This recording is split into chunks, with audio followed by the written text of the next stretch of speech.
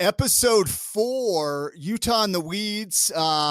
We're here. I didn't think we were going to have a show again today. We've been trying to record over the last week with the coronavirus going on. So we're here though, Tim. Thank goodness. And we got Blake.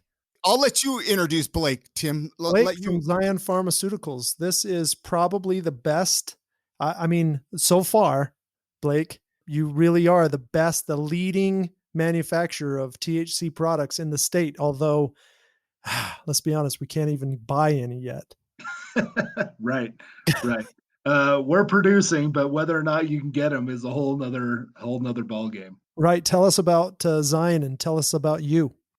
Okay. Well, I'll start off with Zion. Zion Pharmaceutical, we have a cultivation license, one of the 8. We are currently growing flower. We should be ready within the next 2 to 3 weeks. We produce, man, it's looking real pretty. I know I've seen a couple of photos. Right? I have. Yep. I've seen a couple of photos. Chris, you're missing out. This looks like, yeah, it's going to be great. Where can I see some photos? Where can I see some pictures? Well, I mean, is there a website that our listeners can go check out or anything like that? No, it's all under tops. It's all top secret. It's all top secret. I'm trying to find one on my phone right now to show you guys. Hey, so Blake, while you're looking that up, what is your job there? Like, what is your role? You're kind of like the scientist there, testing stuff out. I am the chief scientific officer for Zion Pharmaceuticals. I just found some. And unfortunately, our listeners won't be able to probably see this, but that is beautiful. Right? Yeah, those are going to be beautiful plants. Premium bud. So we have a cultivation license. We're cultivating, but we also have one of the processing licenses, and so we can do everything from extraction all the way through to making final product. And my area of expertise in this is isolating specific cannabinoids for therapeutic purpose, and so that sort of leads me into how I got involved in all of this. So basically, I worked in pharmaceuticals as a bioanalytical chemist for a long period of time.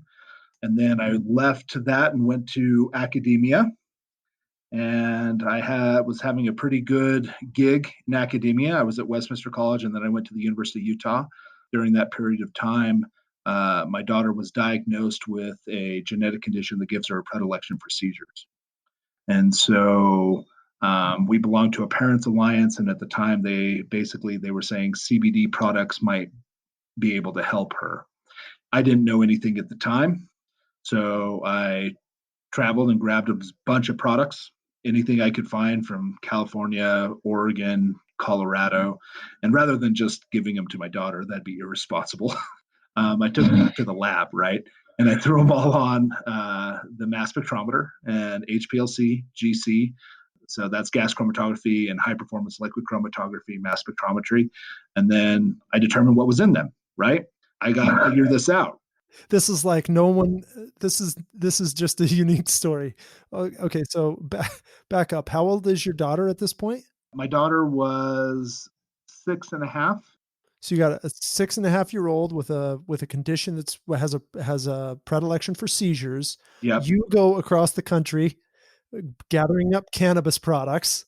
Yep. And you're from Utah. Remember, yep. Your background is right here, homegrown Utah. Right? I'm a homegrown Utah boy. Yep. Yes. You bring it all back and you do the absolutely most responsible thing. You take it up to the lab and test it all. Yep. Absolutely. Yep. And what I found out was most products were not what people say they are. What do you mean by that? So they will tell you what the potency is, what the cannabinoid content is. They say that, this has been tested for pesticide free. Look, man, I found pesticide residues. I found metal residues. I found the potencies weren't what anyone says they were. The cannabinoid content wasn't what people said they were. It was the Wild West. It was literally the Wild West. Now, it doesn't mean all products were bad, but there was a lot of products that weren't what they claimed. Was this product you were buying on the black market, or was it product you were buying at dispensaries in California? Dispensaries, and also just CBD stores, right? Anyone who was selling. So because I wasn't sure where I would land on the THC side, but I wanted to try and figure out anything and everything I could about all of it. CBD, like I didn't know what the minor cannabinoids did. I didn't have any clue what any of it did. Really. Look, you go on the internet's the Wild West too. Like half the stuff out there is garbage, But here's the tricky thing. You go to a website and somebody will say something and there will be some kind of grain of truth, and then it'll be surrounded by a whole bunch of stuff that's not true. And so how do you even start parsing that out until you start like getting involved with it, right? And so I got involved with a group that was growing hundreds of acres of industrial hemp. I helped identify some issues they were having during the farming process, and I helped them out. They asked me to join as their chief scientific officer. I did that. We extracted and processed thousands of pounds, if not tens of thousands of pounds of industrial hemp. And then during this whole process, I'm just learning everything I can learn about everything, right? And, for example, we know that CBG helps with inflammation. And one of the most interesting things is trying to determine the mechanism of action of why it would do that. And what we're learning now is that based on CBG's permeability, it actually will affect peroxisomes, which are the little chemical manufacturing plants inside cells. It's one of the organelles that helps produce histamines and various things. And so inflammation will drop because you're affecting the peroxisome, so they're not producing the same amount of histamine, so you don't get the inflammation response. So basically, you're trying to figure out, or you're diving in the why or how this works, and of each of these little.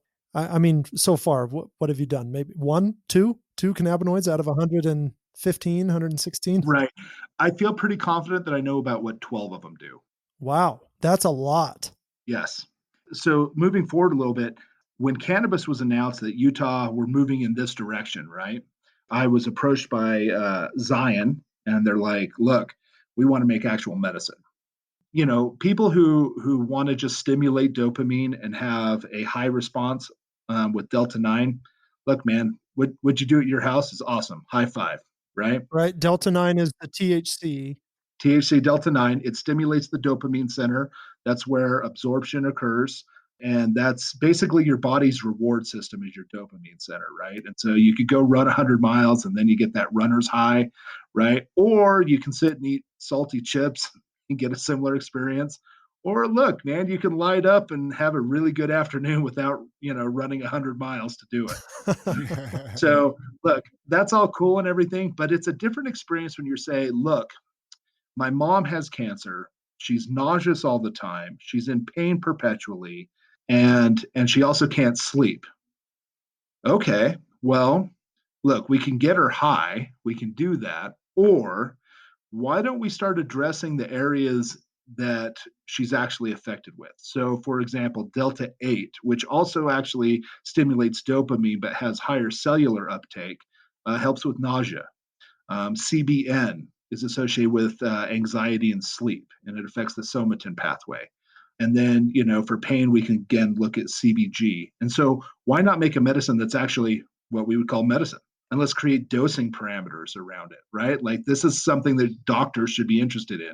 We create actual dosing for an individual the same way we would in pharmaceuticals. We create mg per kg doses for individuals based on body weight, based on type. We should be looking at what other medications might be affected. So we can look at drug-drug interactions. CBD is a GABA agonist. And so if somebody's taking gabapentin or something like that, we should look at those things prior to administering them. Yeah, let's create real medicine. Let's do some really cool things rather than just get people high. Again, if we were a recreational state, high five all day long, but we've decided to go medical. So let's create medical. So I want to get back to some of the Delta 8, right? I'm really, really interested in talking a little bit about that. But what do you think, as far as the state of Utah is concerned right now, like how do you think the rollout has been from a medical marijuana perspective compared to recreational? What? Right.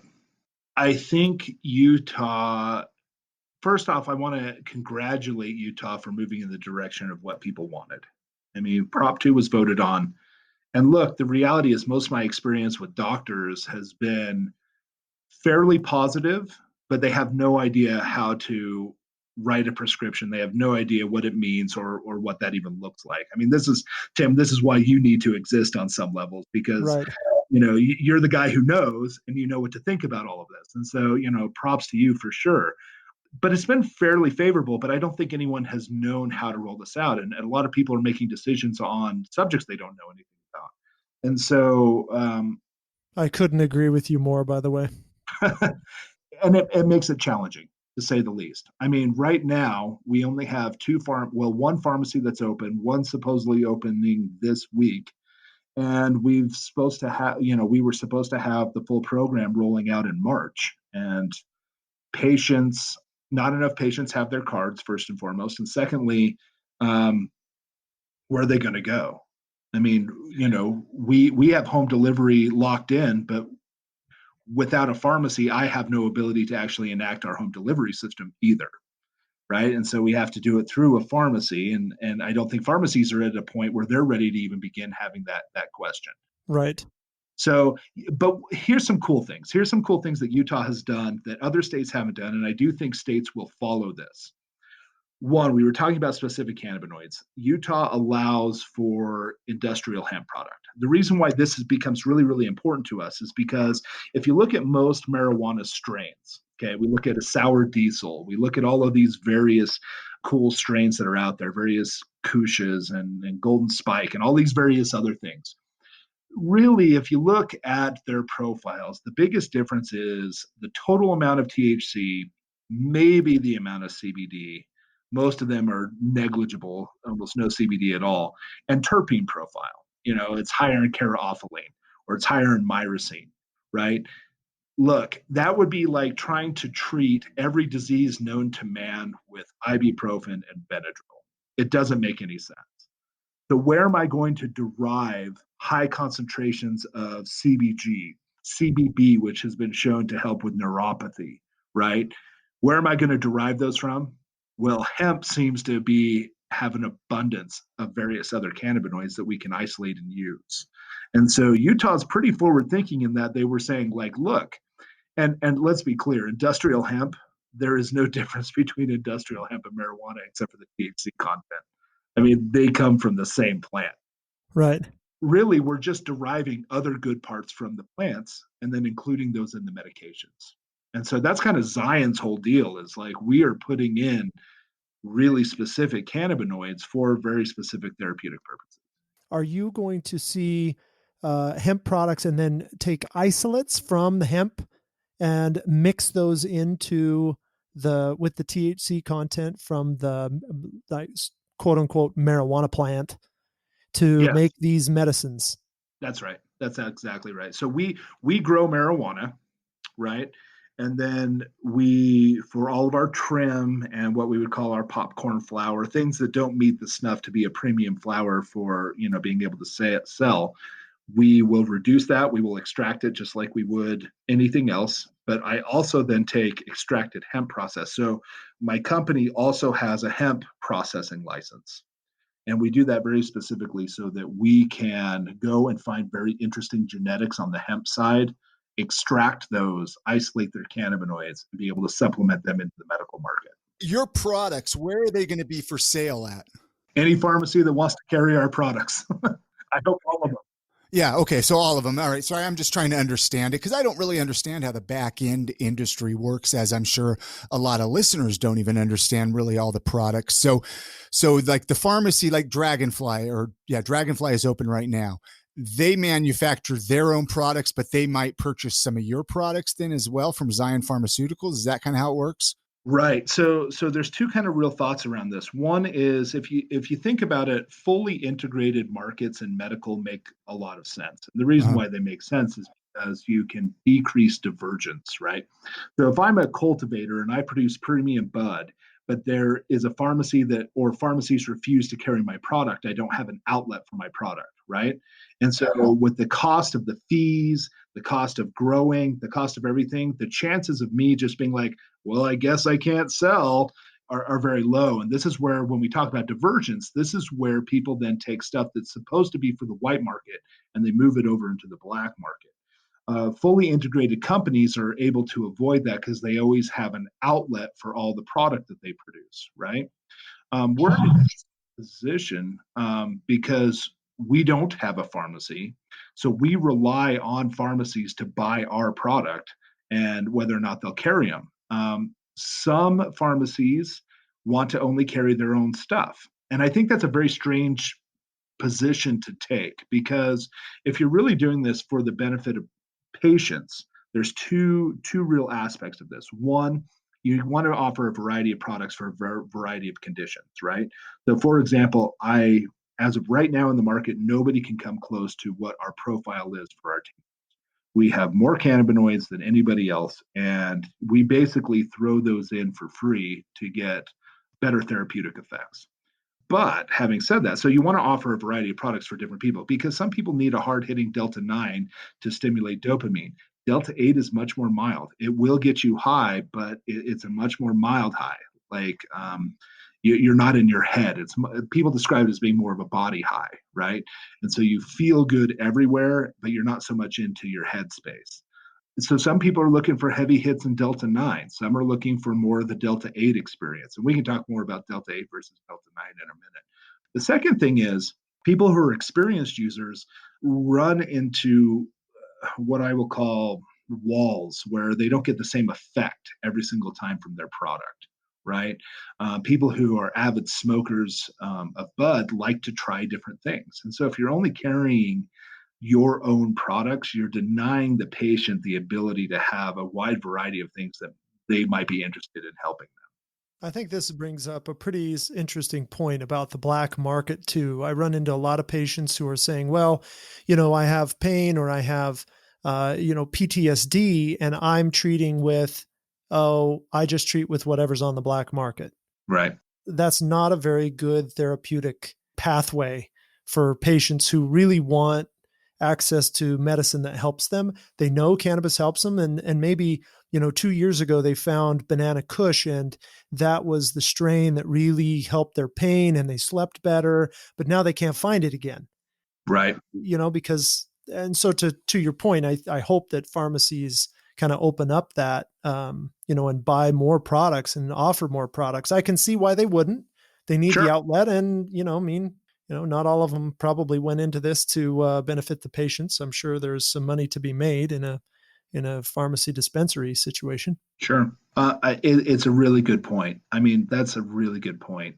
This is precisely why, in my opinion, you should be creating not just flower, but actual other types of medication that we know what the dose response is, right? I can't imagine because in the state you're not allowed to smoke bud anyway, but we all know what that means. I mean, everyone's going to vaporize their bud and smoke it, right? But look, the soccer mom who was in a car wreck who has bad back problems is not going to be vaping and lighting up on the soccer field with their kid. What they would prefer to do is be able to take a pill or a tincture or even an edible and have the exact same effect every single time. Right. Exact dose. This is how you get the medical profession involved in this. And this is where, I hope it goes in Utah. I just don't want it to get recreational too fast because I think we miss an opportunity for guys like you to convince not only patients. I think patients are they're convinced, it works. But the medical community is just not yet convinced because we haven't had these products put together in a milligram per kilogram dosing pack in an aerosolized metered dose inhaler. Yep. Right. Yep. And things like that. Now I would add to that I like the flower. I like the vaping the flower and that natural experience. There's a lot of people who really like that. Sure. Absolutely. Absolutely. Well, and this is why this is one of the reasons I have a cultivation license, right? I want to produce premium bud. And that is a means by which a lot of people get their relief.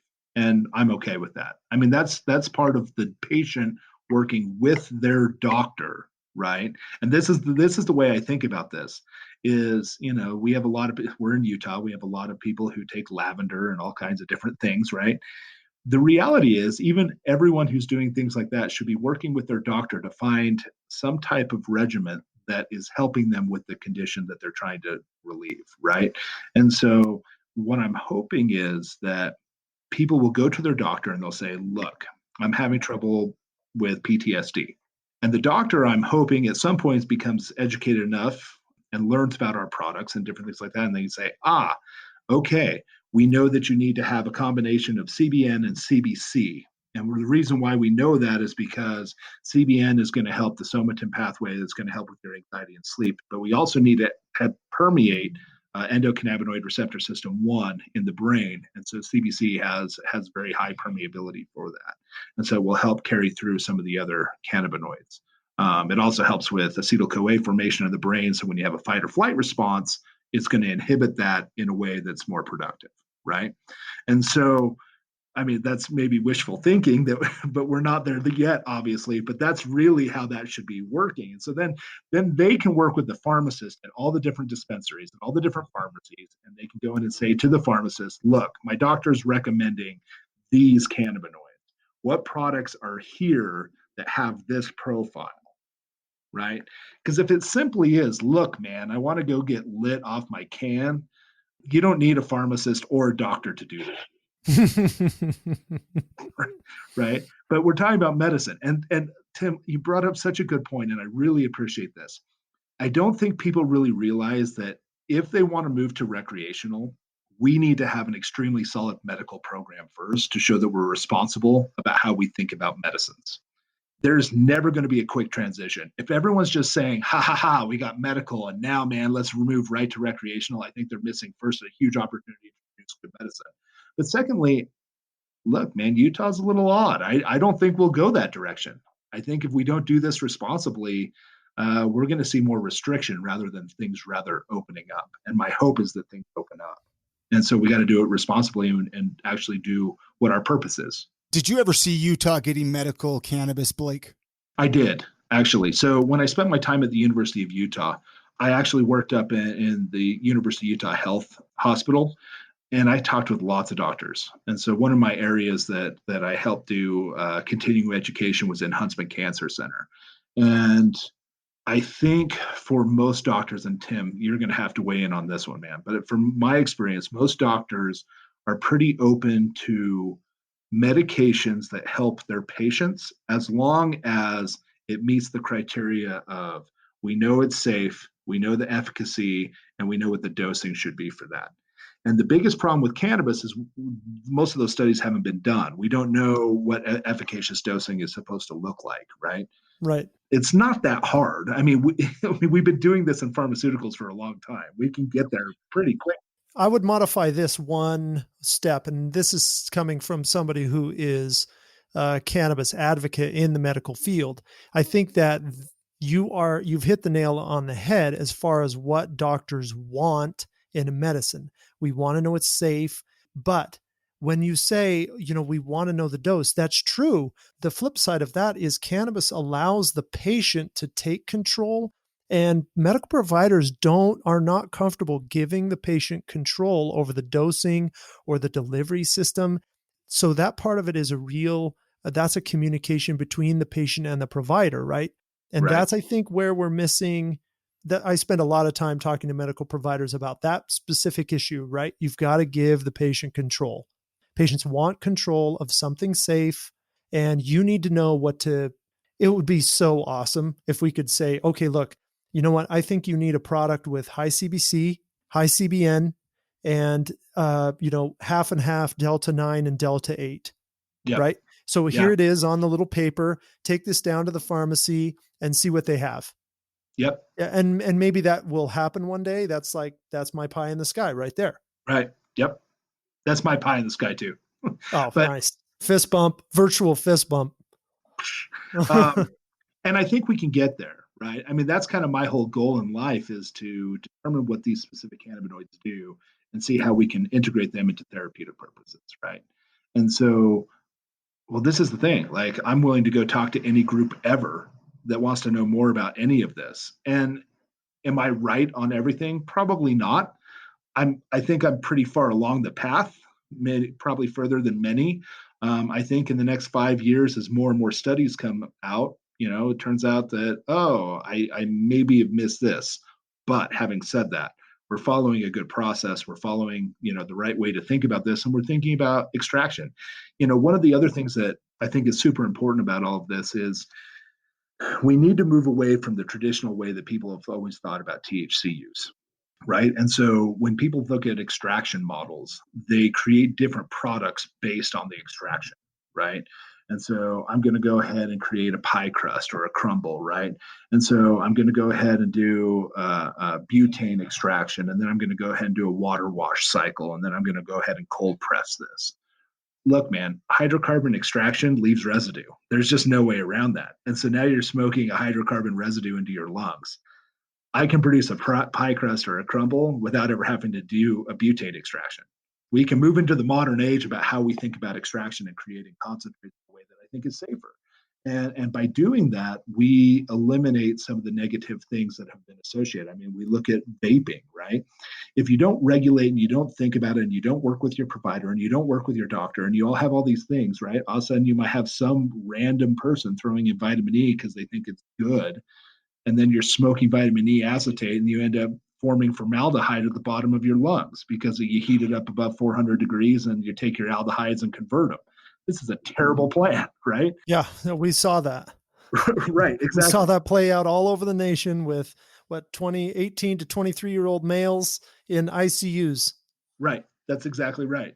And now they're even more susceptible with corona and all these other things that are out there, right? So we have to be really smart about how we think about these things. There's pesticides people put on tomatoes, right? And chemists have created some of these pesticides so that they won't integrate in the ingestion system. So you can eat them all day and they just flush right out.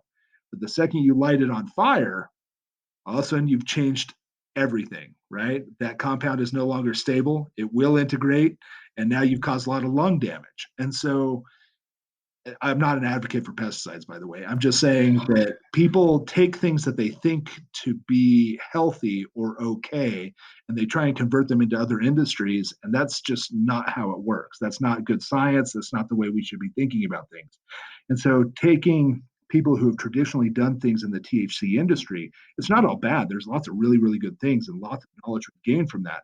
But just to say, we're going to directly pour it over now into a medical, and we're going to do hemp the same way we've done THC, and we're going to do things on dirt floors with, radiator hoses and stuff, is bananas. I can't even comprehend that. Like, we live in a modern age with modern science. Like, we should be able to do this better. Sure. Okay, so let's change this subject, because I think a lot of listeners would like your knowledge about some of these conditions. I'm going to tell you a condition, and you tell me what you think the best blend of cannabinoids are. Sure. Right. So the biggest one. Chris, you got one? PTSD. Is that kind of what you want to go for? Like a qualification for here in Utah, I guess. Yeah. Yeah. What do you think? PTSD. What do you like? I would like Delta 8 over Delta 9, although you should have a little bit of Delta 9. So a combination between Delta 9 and Delta 8, THC. And then I would also combine CBN. It would help relax. So if you're having a fight or flight response or an anxiety response, you need to balance that out and take that down a notch. CBN will assist with that. And then CBC will help activate the endocannabinoid receptor system 1, which will help push the THC in across the blood-brain barrier. So I think CBC, CBN, THC, Delta 9, and Delta 8. Interesting. Okay, pain. How about just general, back pain, joint pain, chronic, that type of musculoskeletal pain? So I would have low levels of THC Delta 9. And the reason why is because Delta 9 and Delta 8 help activate endocannabinoid receptor system 2, which is cellular uptake.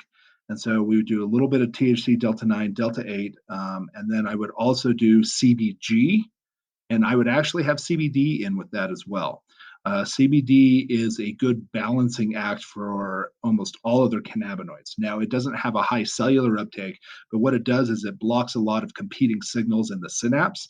And so people who have traditionally had paranoia or anxiety when they take too much THC can balance that out with CBD.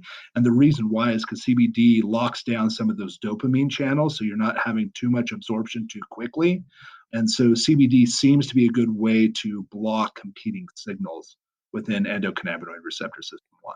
Okay, last one is, and the other really common one that I see is it's a nausea with, abdominal, really abdominal discomfort, this nausea. Is there something different you would do or you would recommend for that type of thing? I would have way less Delta 9. I would almost exclusively use Delta 8 or a much, much higher percentage of Delta 8, CBD and CBG. That was pretty awesome. Now, let me remind every listener that this is not medical advice. We are education information. I have a question. Where can our listeners, or even myself, I'm more interested in myself really, but how can I learn more about Delta 8, Delta 9, all the cannabinoids, all this different stuff? Or is there a way to learn about it? Or is that, I guess, what you're for? Yeah, I mean, so here's what I would say. There's lots of information out there. Yeah. The sources for it, though, some are good and some are bad, right? And so, if you get that pamphlet that's in a local dispensary in Colorado and it lists all of your terpenes and it's like, oh, this one's for mind healing, right? Let's be really clear. There's no definitive scientific data that shows that that's the case. I'm not saying that terpenes aren't valuable. I'm just saying that the way that people have thought about these things is not scientifically based for the most part, but there are papers out there, right? A lot of data has come from Israel.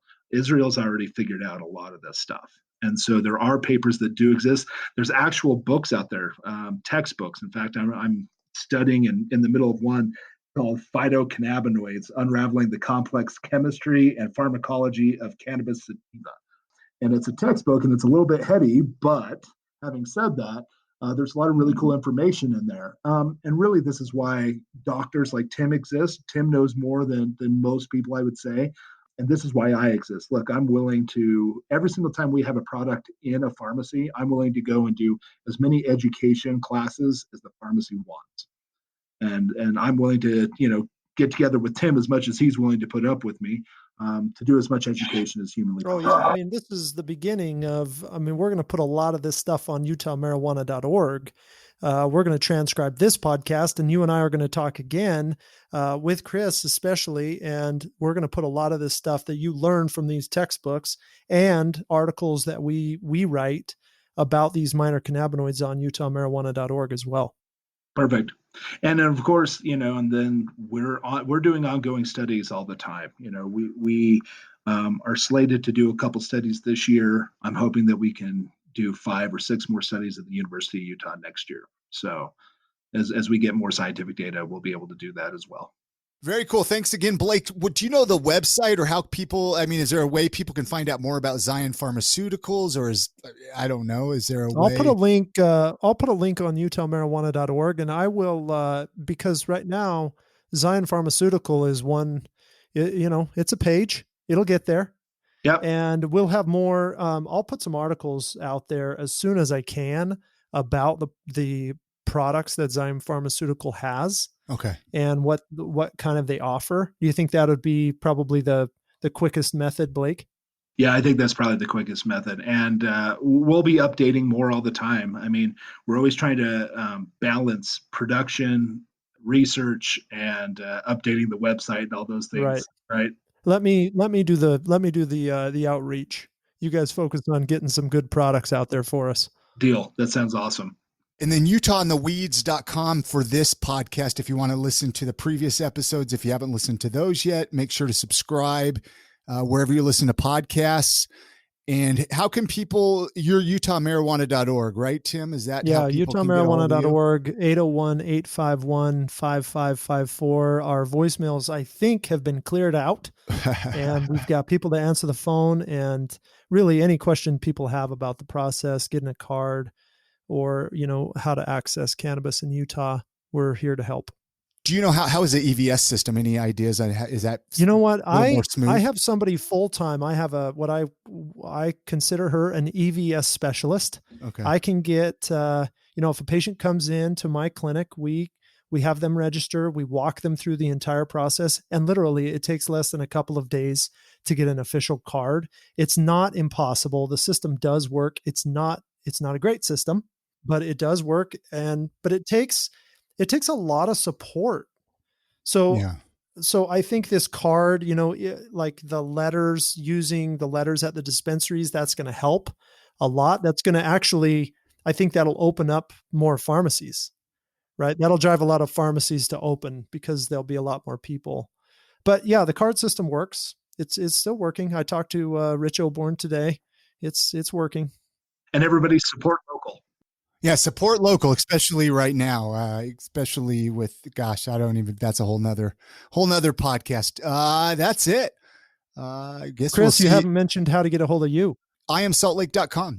Go check out my other podcast, Chris at IamSaltLake.com. If you want to email me, get in touch with Tim or myself if you're interested to come on this podcast. We would love to get more people from the local cannabis industry on this podcast. They need a platform to talk on because I'm sure they don't have a lot of platforms to talk on in this city. I'm sure they're muted in a lot of places. So yeah, great.